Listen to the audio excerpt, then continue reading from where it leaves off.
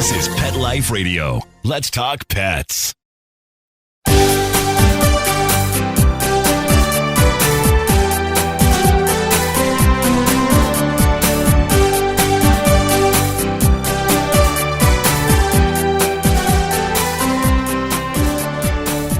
Hello and welcome to Working Like Dogs on Pet Life Radio. Thank you for joining us today. My name is Marcie Davis and my co-host is my amazing service dog Lovey. And we're thrilled to be with you to talk about our favorite subject, working dogs and working animals. And today we're going to be talking with Teresa Zurberg about her incredible canine partner Angus. Angus is a superbug detection dog, and he works with the Vancouver Coastal Hospital in Canada. And Teresa's going to talk with us today about the work that she and Angus are doing together to detect a superbug that actually attacks people whose immune systems have been weakened by antibiotics. So come right back after these quick messages as we welcome Teresa Zurberg and Angus to the show. Sit. Stay. We'll be right back after a short pause. Well, 4 to be exact. Tired of wasting money on giant bags, boxes, and jugs of litter that don't last? Switch to World's Best Cat Litter, the only litter that lets you use less and get more. World's Best Cat Litter uses the concentrated power of corn to deliver outstanding odor control and easy cleanup. It's lightweight, 99% dust-free, and pet, people, and planet friendly. It's even flushable. Make the switch to World's Best Cat Litter and save $2. Visit www.saveonworldsbest.com. Let's talk pets on PetLifeRadio.com.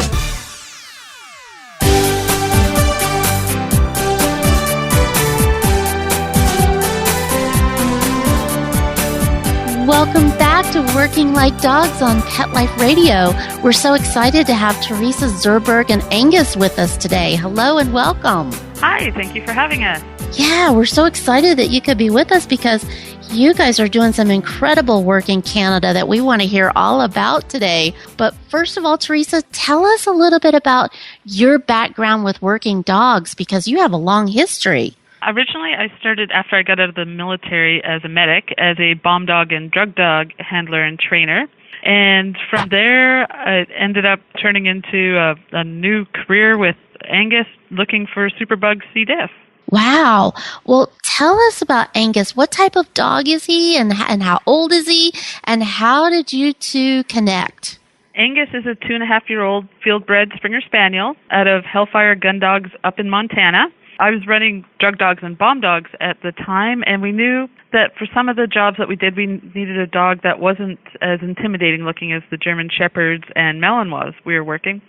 So I started to research quite a bit on what other floppy-eared type of dog we could get. And in Great Britain, they almost exclusively use the Springer Spaniels and the Cockers for their detection work. So after about 6 months of research, I came up with Hellfire Gun Dogs, and I talked to the owner-breeder there, Angela, told her exactly what I was looking for, and she matched me up with a wonderful 10-week-old puppy named Angus. Well, he is adorable. I cannot tell you how cute he is, and he does not look like any kind of aggressive dog at all. So those little floppy ears really work because he is too cute. Oh, thank you. So tell us, how did you come up with this whole idea about Angus and having him to detect a superbug? And first of all, maybe we should back up and say he detects C. diff, correct? Yes, that's correct. And tell our listeners, what is C. diff? Clostridium difficile, or C. diff. It's a bacteria that grows in your gut. It happens a couple different ways, but the most common way of getting it is when you've been on a large course of antibiotics and you're autoimmune compromised. So basically the antibiotics that you're taking kill off all the good bacteria in your gut, which allows the bad bacteria to take over, which ends up being C. diff, or Clostridium difficile. And it can make you really, really sick. It gives you like extreme diarrhea. And if you're autoimmune compromised enough, then it can actually be fatal in the end. And I had it 3 years ago, and it sucked. Yeah, I know. And we hear more and more about these superbugs in hospitals. And especially, I know I've had some experience with that too. And yes, it did suck. And it's becoming more and more common that people are having that. So I know when I heard about Angus, I was just so excited that dogs are now being used to help deal with this and combat this problem.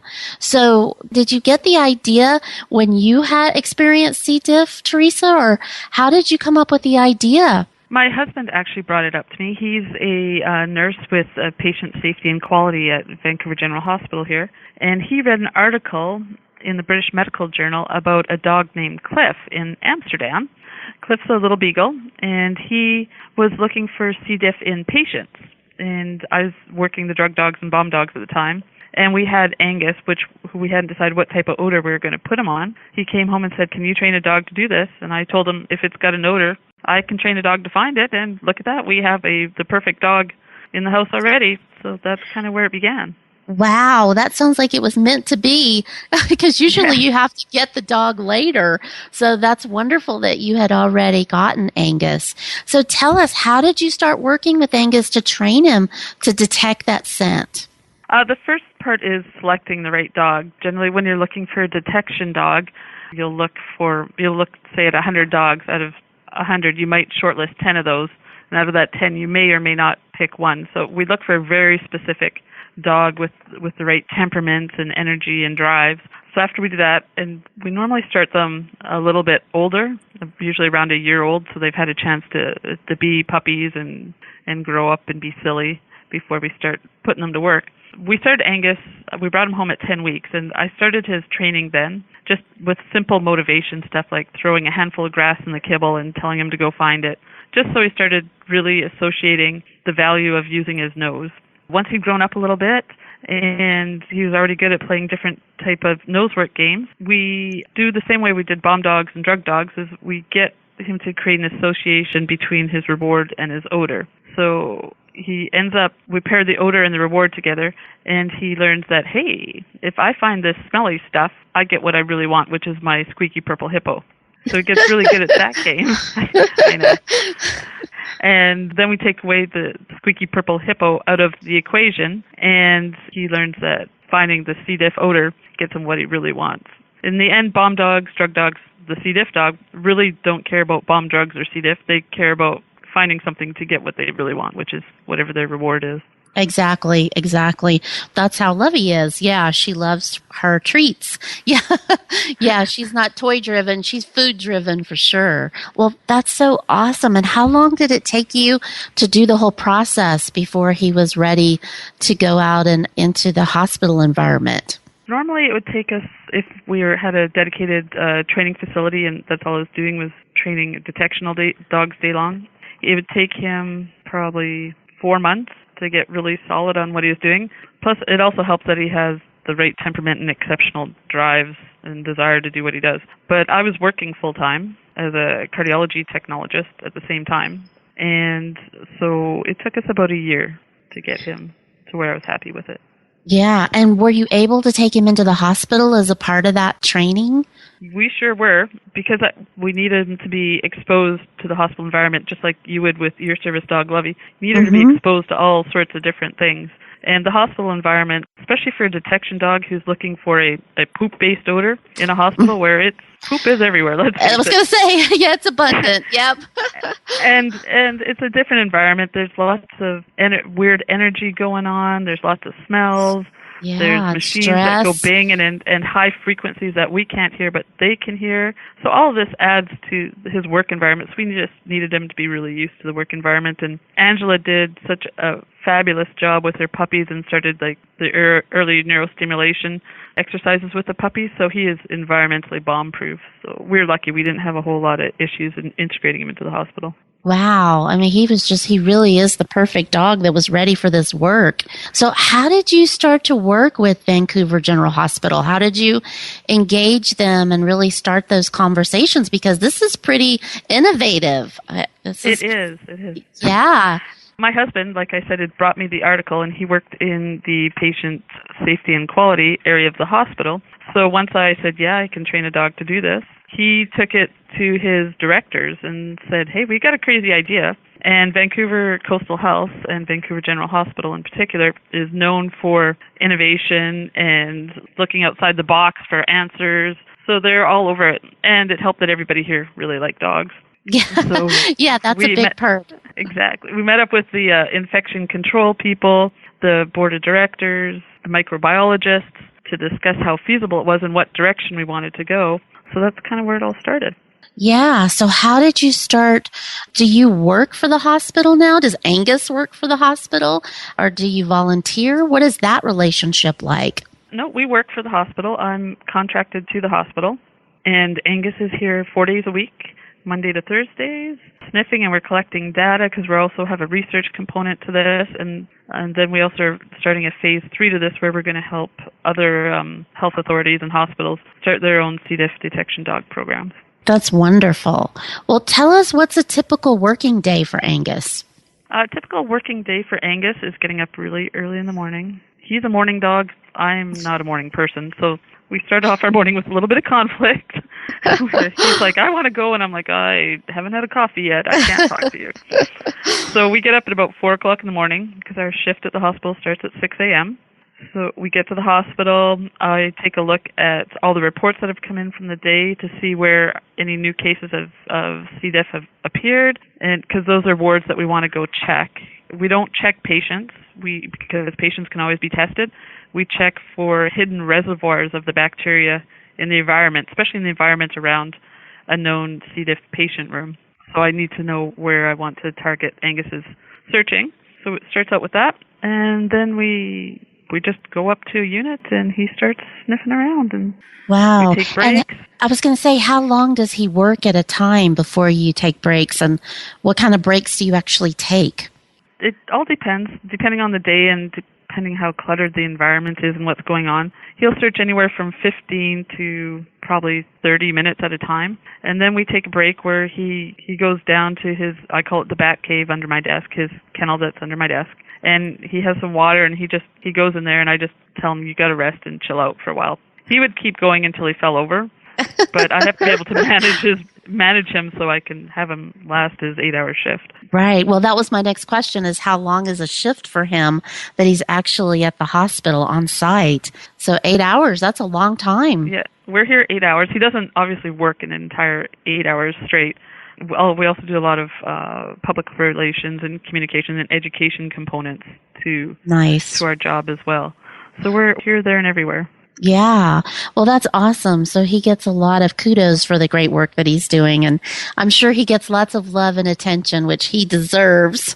That's he demands awesome. It. Yeah, no exactly. I can see with those floppy ears. Yes, he does. Well, yeah. So do you get as you said, they tell you where they think some areas may be volatile or they may be concerned about. So I'm just wondering about how big of an area do you usually work at a time, or does it vary? Because hospitals are pretty large facilities. I usually do, when I'm going up to the floors, I'll do a whole unit. I know where the specific rooms are that we're concerned about, but really because the environmental C. diff is transferred through touch, right? So I'll do an entire unit because we don't know where the reservoirs are hiding. So we'll do an entire unit. We also do all the common areas, so the entranceways, the lounges, offices, public bathrooms. We're everywhere. We cover pretty much the whole hospital. Wow, that's awesome. Well, we are going to take just a quick break and hear some important messages from our sponsors. And we're going to come back, and we have a lot more questions for Teresa about how she and Angus are working together. So come right back after these quick messages. Hi, I'm Dana Humphrey, the founder of Whitegate PR. We have been specializing in PR and marketing in the pet industry for over 10 years. If you have a pet product or service you would like to promote, give us a call. We can help create awareness for your brand on TV, radio, magazines, newspapers, and blogs. Feel free to reach me directly at 619-414-9307 or learn more on our website at whitegatepr.com or follow us on Facebook.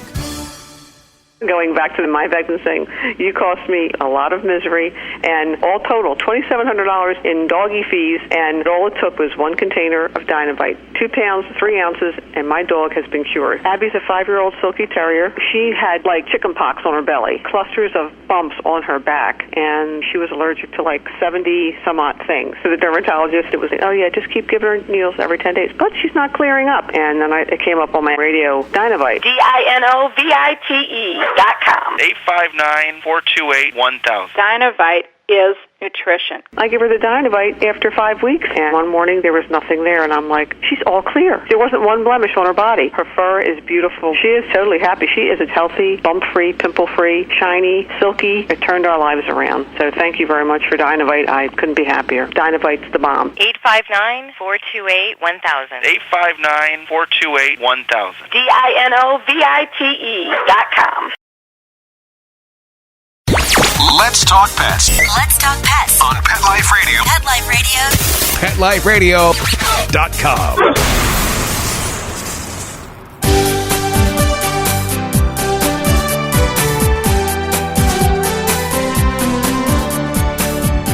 Welcome back to Working Like Dogs on Pet Life Radio.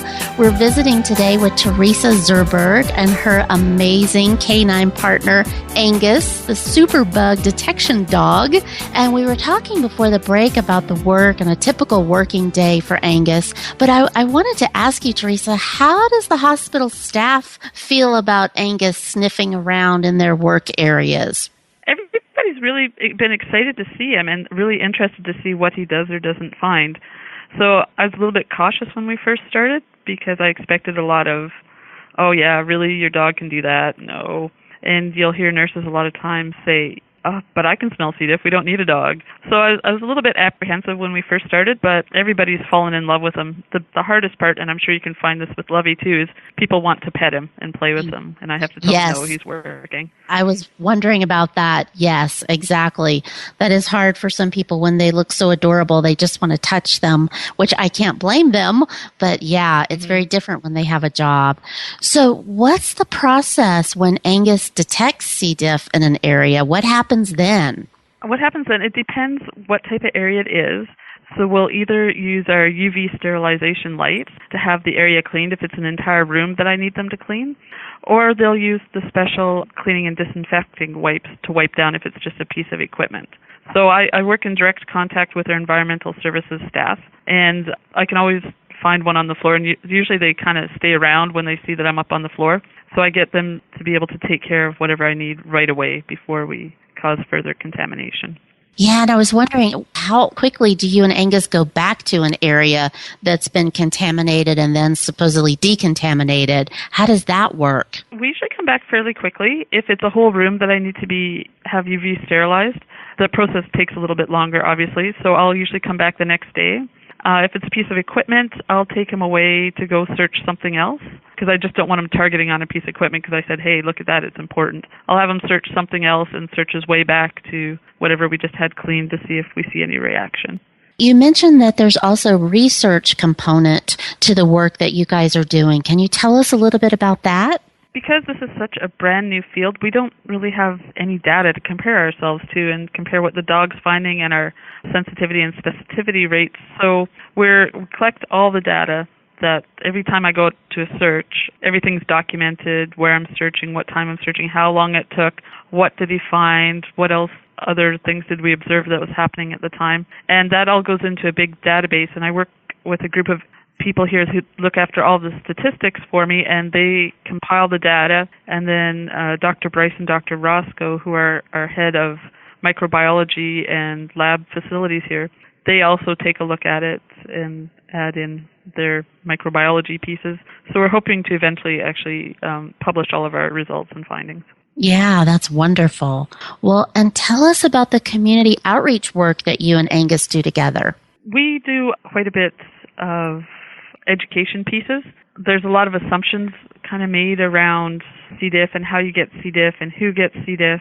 So we go around. Yesterday we were at an infection control conference, and Angus did a demo for them, and just to show different ways that we can find C. diff bacteria that was never possible before. Wow.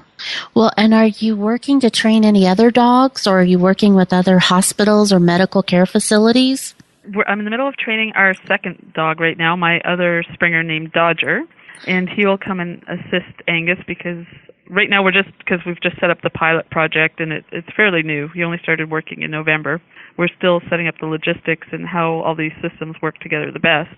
So once that's done and we expand out to the other hospitals in our health authority and other hospitals in the region, we're going to need a second dog. So I've got Dodger on the go. I would imagine your phone is probably ringing and people are wanting a dog that can do that in their healthcare facilities. Oh, it is. It's the response has been fabulous.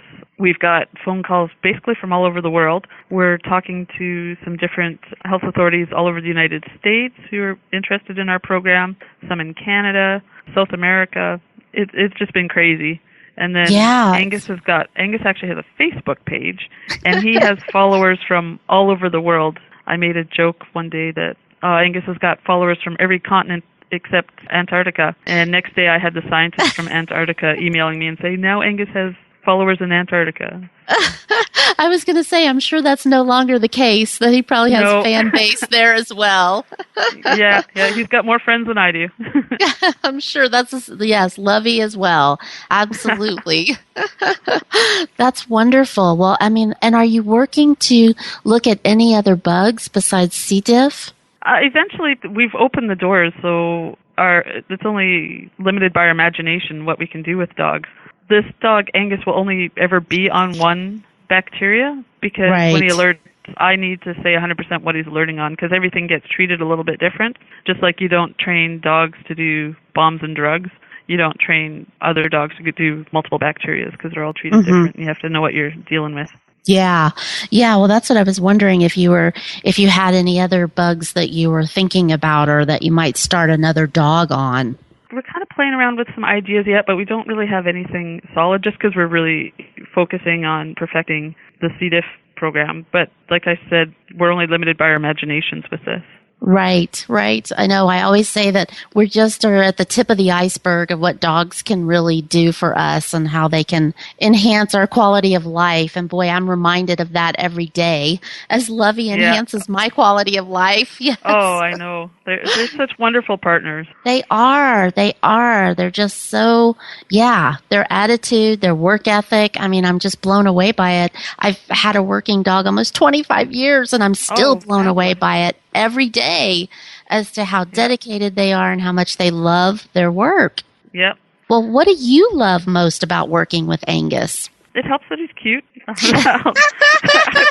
be best. It helps that he's cute, and I'm a little bit biased. But even when you're, like you said, even when you're having like just a rough day and your partner sits there and looks up at you, it's like, hey, what are we going to go do next? I mean, you can't get that anywhere else. I've had some pretty cool jobs, especially when I was in the military as a medic and stuff. But this is ultimately kind of the coolest job ever. I get to work every day with my best friend.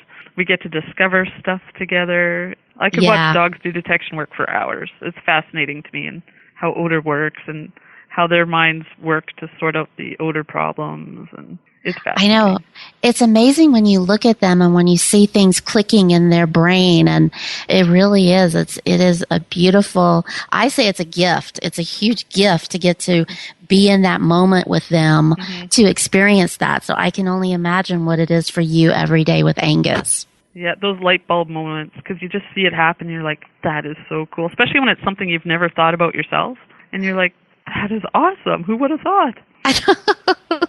Yeah, and I'm sure, and then Angus is all excited because he's getting that positive feedback from doing a good job, and I'm sure that you both get a lot of really positive responses from the staff. I mean, evidently, or they wouldn't have hired you guys full-time to be doing this work. Yeah, the staff love him, and he's just a big ego boost around the hospital. Everybody gets excited when they come to see him. And then he also has a kind of a secondary effect on our whole battle against infection control. It's called the Hawthorne effect, where because people are aware that we're around, they just automatically, subconsciously get more vigilant in cleaning and paying attention to all those cleaning processes.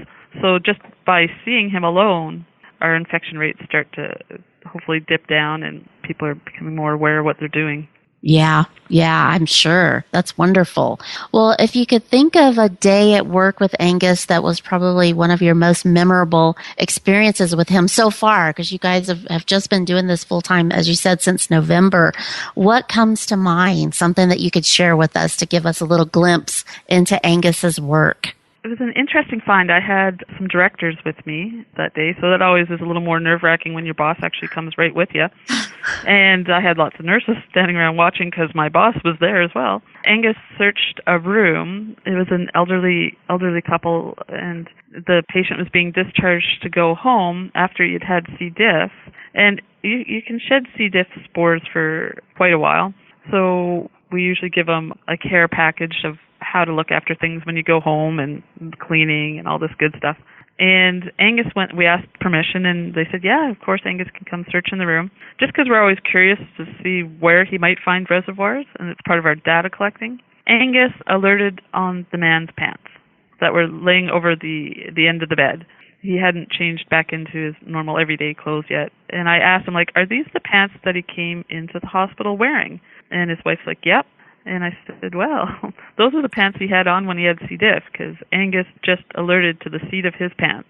So it was stuff like that where wow, we never really thought about it. And now he's going to wear these pants out of the hospital to get home. So whether he sits on a public bench or in the taxi or wherever it is, he potentially could be spreading these reservoirs of C. diff. And it's something that we just really hadn't thought about. So it started this whole new process of what do we do to help reduce the spread of C. diff, and is this one avenue that we can help control? So it was just fascinating to see, and we're so much better able to educate the patients with that little bit of information. It was fascinating.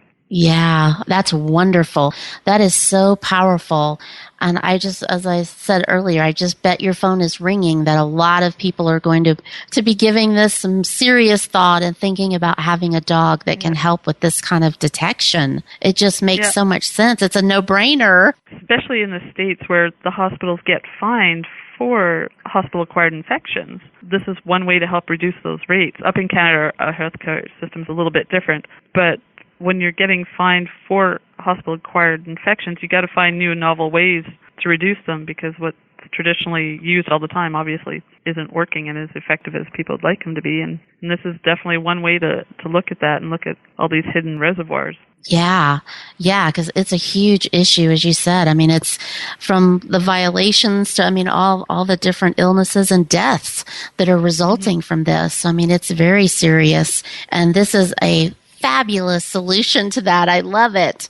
And who wouldn't you think of that, it is such a negative thing, infectious disease and, all of the negativity that comes with that. And then you have this adorable little floppy-eared Angus that is able to help with that in a really positive way that, like you said, is really educating everyone, medical providers as well, about how to combat that. So I'm just so glad that you could take the time to be with us today, Teresa. Thank you so much for the work that you and Angus are doing. And just one last question before you guys have to get back to work today is, how can our listeners get more information about you and Angus? You mentioned a Facebook page. Is that the best way? Facebook page is probably the best way right now to watch out for Angus and I and see what we're doing. And then also on the Vancouver Coastal Health website itself, there's Angus and I and some stories about us. And if you just Google Angus and VCH or Angus and C. diff, there is page upon page of stories and interviews that have been done with him. We actually had CBS from Los Angeles come up, and we were on the morning show. So that's where I saw you guys. Yes, that's where I saw you. Yes. They did a brilliant job. They did. Oh, I thoroughly enjoyed it. And that's what I said, we have to have Teresa and Angus on the show. Yeah, Lovey and I saw that. That was awesome. They did a beautiful segment on you guys. Please. Angus sends Lovey a high five paw. She does awesome work too. Thank you. Well, you know what? I just recently taught her how to do high five, and she loves it. Yeah. So on Facebook, is it just Angus? Angus K9. So Angus, the letter K, the number 9. Okay, great. And we'll put that on our site for our listeners so that they'll be able to connect with you. And thank you for the beautiful photos that you shared with us that we'll also have up for our listeners to get an idea of how cute those floppy ears are. They're adorable. They are. Well, we hope you'll come back and visit with us again. And we'd love to hear about the research that you guys publish and how that evolves. So please promise us, Teresa, you'll come back. Oh, we would love to come back and visit with you and Lovey. Okay, great. Well, thank you so much. And thank you, our listeners, for being with us today. We love to hear from you. So please keep those emails coming. And you can also follow Working Like Dogs on Facebook, Twitter, and Instagram. We're having so much fun connecting with you on Instagram and sharing our photos with you and seeing your photos of your working dog and the incredible work that they're doing every day. So thanks so much for being with us, and we look forward to being with you again soon. Take good care. Let's Talk Pets, every week on demand, only on PetLifeRadio.com.